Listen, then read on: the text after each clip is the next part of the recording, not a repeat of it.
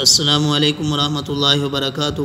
پیارے بچوں، تربیتی نصاب حصہ پنجم، بیٹا آپ یہ کتاب اٹھا لیں۔ آج کا ہمارا سبق صفحہ نمبر 30، ٹھیک ہے بیٹا۔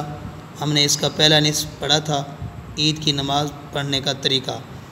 آج ہم نے پڑھنا ہے تکبیر تشریق۔ بیٹا آپ توجہ کریں، میں سبق شروع کر رہا ہوں۔ بسم اللہ الرحمن الرحیم۔ تکبیر تشریق کیا ہے؟ اب پڑھیں۔ اللہ اکبر اللہ اکبر لا الہ الا اللہ واللہ اکبر وللہ الحمد۔ ٹھیک ہے بیٹا، یہ تکبیر ہے۔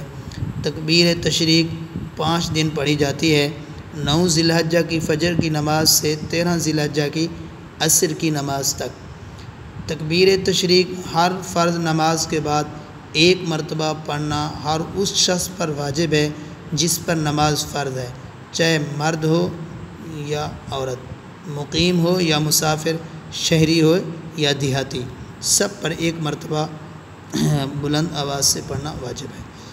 مرد فرض نماز کے بعد سلام پھیرتے ہی بلند آواز سے تکبیر تشریق پڑھیں، عورتیں آہستہ آواز سے پڑھیں۔